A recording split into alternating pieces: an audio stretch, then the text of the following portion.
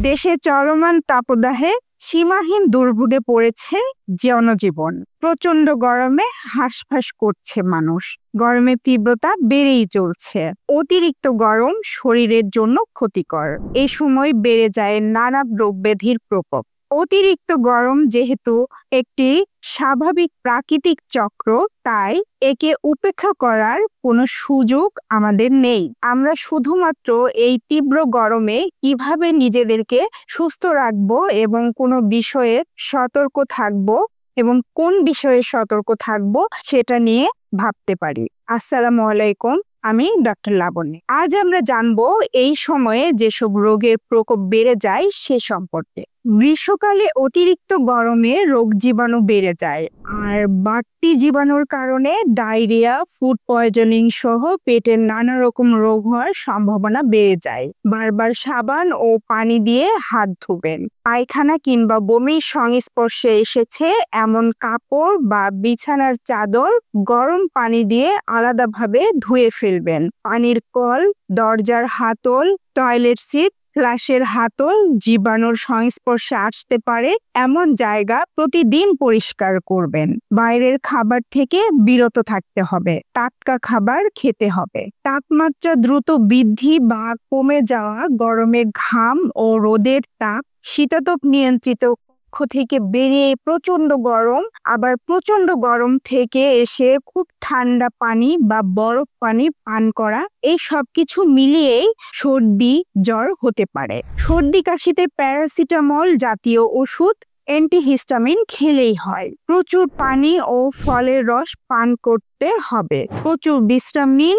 School, কলেজে, office ছুটি নিন।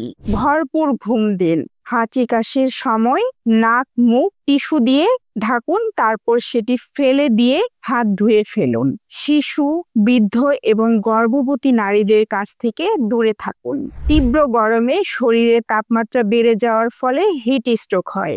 সাধারণত শরীরের তাপমাত্রা যদি 40 ডিগ্রি সেলসিয়াসের বেশি হয়ে যায় তাহলে হিট স্ট্রোক হওয়ার সম্ভাবনা থাকে। পর্যাপ্ত পরিমাণে পানি পান করতে হবে যাতে ডিহাইড্রেশন না হয়। ঢিলে ঢোলা হালকা রঙের পোশাক পরিধান করতে হবে। অ্যালকোহল পান থেকে বিরত থাকতে হবে, কারণ এতে ডিহাইড্রেশনের সম্ভাবনা বেড়ে যায়। চা বা কফি ও খুব বেশি খাবেন না। শসা, তরমুজ, ডালিম এবং কলা খান। দুপুর 12টা থেকে 3টা বাড়ি থেকে বের হওয়া থেকে বিরত থাকুন। বাইরে বের হলে চশমা, ছাতা ব্যবহার করতে হবে। বেশি পরিমাণে প্রোটিন খাবার খাওয়ার চেষ্টা করুন। বাসি খাবার খাবেন না। ঠান্ডা পানি দিয়ে দিনে 2 থেকে 3 বার গোসল করবেন। অসুস্থ লাগলে সঙ্গে সঙ্গে চিকিৎসকের পরামর্শ নিন। অতিরিক্ত গরমে ত্বকের সমস্যা বেশি দেখা দেয়। রোদ, ঘাম, ভাবসা গরমে ত্বকের উপর ক্ষতিকর প্রভাব পড়ে। ব্রণ, কালো দাগ, ঘামাচির মতো অহেতুক উপদ্রব শুরু হয় ত্বকে। গরমে ত্বক ভালো রাখতে পরিচ্ছন্নতাই প্রধান উপায়, তাই প্রতিদিন গোসল করতে হবে। গোসলে নিম পাতা ব্যবহার করবেন। দরজা জানালা খোলা রাখতে হবে। প্রচন্ড গরমের কারণে খোলা খাবার, রাস্তায় বিক্রিত অস্বাস্থ্যকর শরবত পানের কারণে বিভিন্ন পানিবাহিত রোগ হতে পারে। ডায়রিয়া, আমাশয়, কলেরা এবং টাইফয়েড এসব পানিবাহিত রোগের প্রকোপ বেড়ে যায় এই সময়। অতিরিক্ত গরমে খাদ্যের বিষক্রিয়া বেশি হয়। এ সময় সালমোনেলা এবং ক্লোস্ট্রিডিয়ামের মতো বিপজ্জনক অণুজীব খাদ্যে বৃদ্ধি পাওয়ার কারণে খাদ্যে বিষক্রিয়া হয়।